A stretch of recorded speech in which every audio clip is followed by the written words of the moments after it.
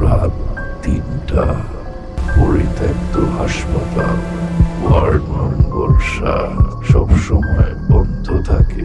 Night guard বলেছিল এই ওয়ার্ডে কেউ একবার ঢুকলে ফিরে আর আসে না।